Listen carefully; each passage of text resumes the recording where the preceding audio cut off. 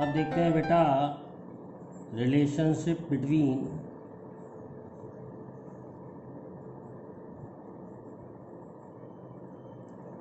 Electric field and potential.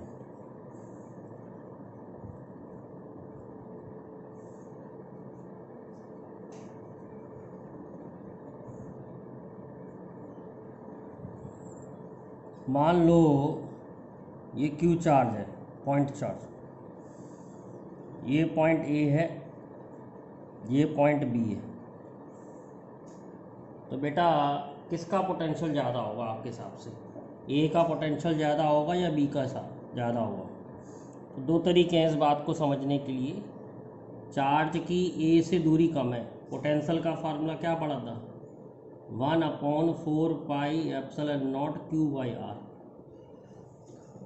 तो R charge की दूरी ए पॉइंट से कम है, तो ए पॉइंट का पोटेंशियल बी से अधिक होगा। जितना ज़्यादा आर होगा उतना ज़्यादा पोटेंशियल होगा। ए का पोटेंशियल बी से अधिक है। एक और तरीका समझने का, बाय डेफिनेशन इन्फिनिटी से ए पॉइंट तक लाएंगे यूनिट चार्ज को तो किया गया वर्क ए का पोटेंशियल, इन्फिनिटी से बी पॉइंट तक लाएंगे यूनिट चार्ज को तो बी से बी तक किया गया वर्क बी का पोटेंशियल। तो किस में ज़्यादा वर्क करना पड़ रहा है? तो ए में ज़्यादा वर्क करना पड़ रहा है, तो ए का पोटेंशियल ज़्यादा है। तो हमने बताया भी था पोटेंशियल डिफरेंस में V A minus V B, जितना एक्स्ट्रा वर्क डन होगा बी से ए जाने में क्यू नॉट चार्ज को। तो मान लो क्यू नॉट चार्ज यहाँ है और ये डिस्प्लेसमेंट जो है ये डी एक्स है।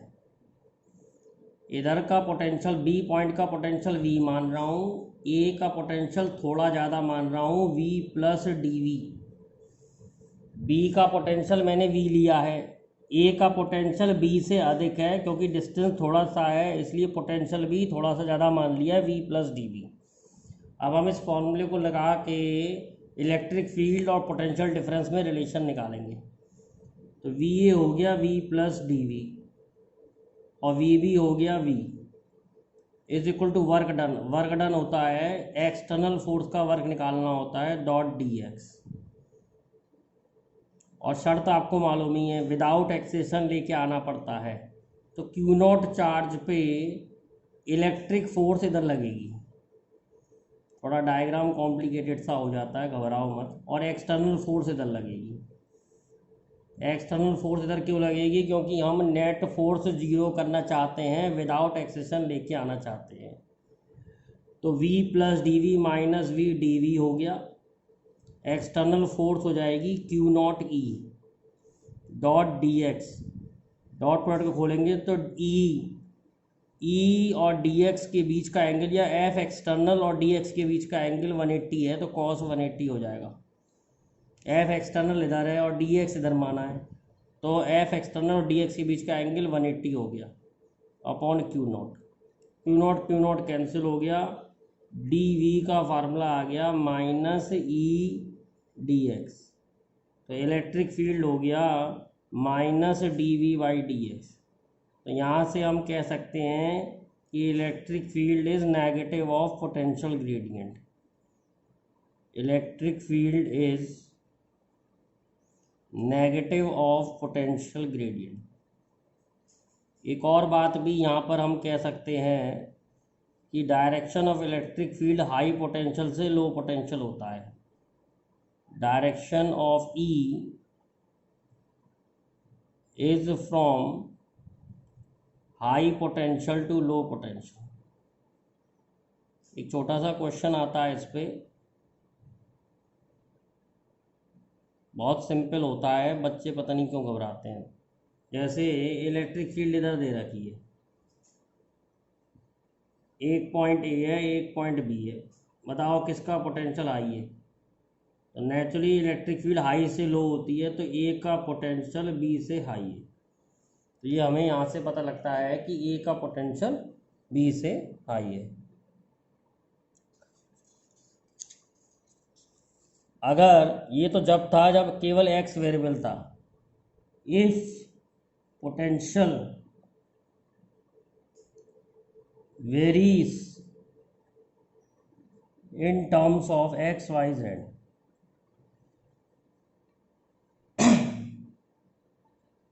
अगर पोटेंशियल वेरी कर रहा है in terms of X Y Z, जैसे v is function of X Y Z,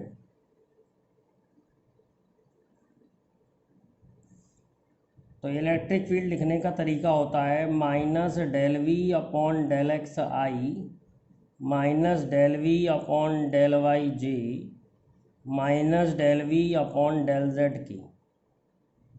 apply करके बताएंगे तब समझ में आएगा। पोटेंशियल दे रखा है 3x² plus Y cube plus Z square, और पूछा है find electric field intensity at 1,2,1।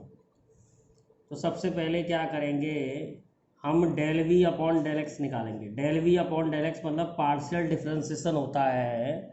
अगर x को डिफरेंशिएट करते हैं तो y और z को कांस्टेंट मानते हैं, तो इसका डिफरेंशिएशन आ गया 6x। डिफरेंशिएशन तो आप सब जानते ही हैं। ऐसे ही del V upon del Y आ जाएगा 3y²। ऐसे ही del V upon del z आ जाएगा z।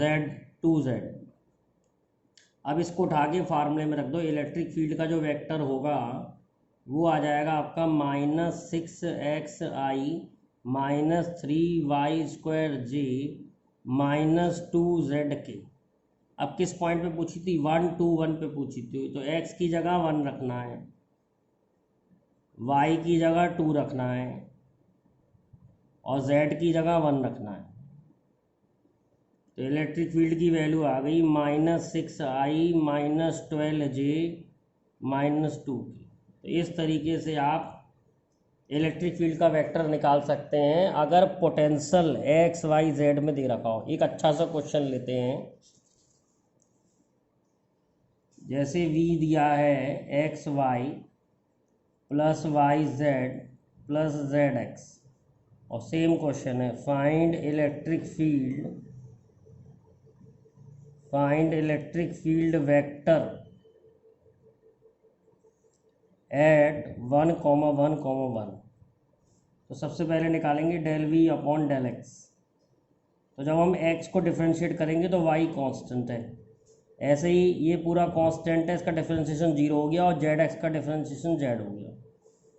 Del V upon del Y निकालेंगे तो ये आ जाएगा x प्लस जेड, और del V upon del Z निकालेंगे तो ये कांस्टेंट हो गया, इसका डिफरेंशिएशन 0 हो गया, तो y प्लस एक्स। तो इलेक्ट्रिक फील्ड का जो वेक्टर आ गया वो आ गया -x प्लस वाई आई इलेक्ट्रिक फील्ड का जो वेक्टर आ गया वो आ गया -y plus Z I -x plus Z J -y plus x के। अब सबकी वैल्यू 1 1 1 दे रखी है, तो इलेक्ट्रिक फील्ड का वेक्टर हो जाएगा -1 plus 1i -1 plus 1j -1 plus 1k। तो इलेक्ट्रिक फील्ड आ गई -2i -2j -2k। तो इस तरीके से हम इलेक्ट्रिक फील्ड का वेक्टर निकाल सकते हैं अगर हमें पोटेंशियल का फंक्शन मालूम हो। और भी हेल्प करता है ये, एक और तरह का डेरिवेशन देखते हैं। E की जो वैल्यू आई थी वो आई थी -dv/dx, या E dot dx, dot product होगा क्योंकि ये वेक्टर है, ये वेक्टर है, ये स्केलर है, is equal to -dv। Integration कर दिया बोथ साइड। A का पोटेंशियल V है और A का पोजीशन वेक्टर R है, B का पोटेंशियल VB है और B का पोजीशन वेक्टर RB है। तो E डॉट dx का इंटीग्रेशन x आ गया, लिमिट RA से RB is equal to -v VA से लेके VB। तो E dot RB minus RA is equal to -VB minus VA। तो जिस क्वेश्चन में इलेक्ट्रिक फील्ड दे रखी हो, पोटेंशियल डिफरेंस निकालना हो, या पोजीशन वेक्टर दे रखे हो, और आपको किसी पॉइंट का पोटेंशियल पूछे तो ये वाला फार्मूला बहुत आसानी से लगाया जा सकता है। एक न्यूमेरिकल देखते हैं इसमें। इलेक्ट्रिक फील्ड is 20 न्यूटन पर coulomb along x axis. Point A जिसके कोऑर्डिनेट दे रखे हैं 2,3 has potential 10 volt. Find potential of point B जिसके कोऑर्डिनेट दे रखे हैं 3,4। तो इसमें यही वाला फार्मूला लगा सकते हैं। सबसे पहले आर ए लिखते हैं। आर ए कैसे लिखते हैं? पोजीशन को वेक्टर में कैसे लिखते हैं? 2 3 मतलब 2i + 3j। Similarly R B हो जाएगा 3i + 4j। और इलेक्ट्रिक फील्ड क्योंकि एक्स डायरेक्शन में दे रखी है तो 20i। अब हम फॉर्मूला लगाते हैं E dot R B minus R A is equal to minus V B minus V. ध्यान रखने वाली बात ये है, फॉर्मूला लगाते समय अगर बी में से ए माइनस कर रहे हैं तो इधर भी बी में से ए माइनस करेंगे। तो 20i dot R B minus R A 3i + 4j minus 2i minus 3j is equal to minus V B. और ए का पोटेंशियल 10 वोल्ट दे रखा है तो 20i डॉट ये आ जाएगा i + j is equal to minus V B minus 10। Solve करेंगे, i का i के संग डॉट लेंगे तो 20 आ जाएगा। 20 is equal to minus V B minus +10। Solve कर रहे हैं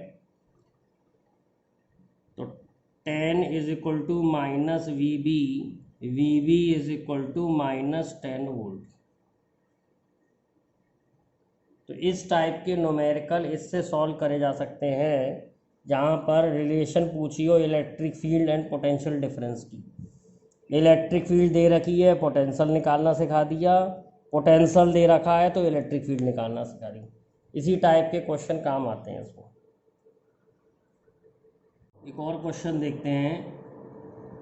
इफ 100 जूल ऑफ वर्क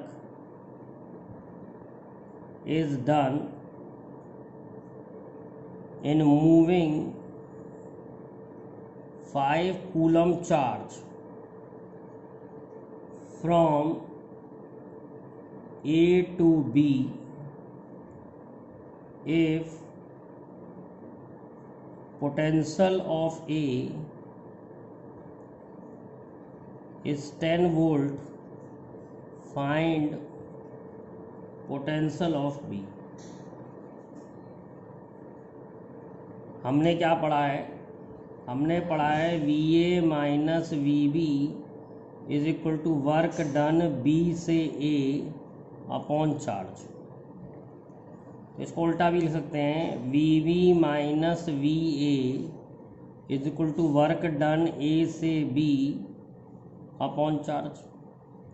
अब हमें वी बी पूछा है, वी ए दिया है 10 वोल्ट, वर्क डन ए से बी का दे रखा है 100 जूल और चार्ज की वैल्यू दे रखी है 5। तो V B minus 10 is equal to 20, V B is equal to 30 volt.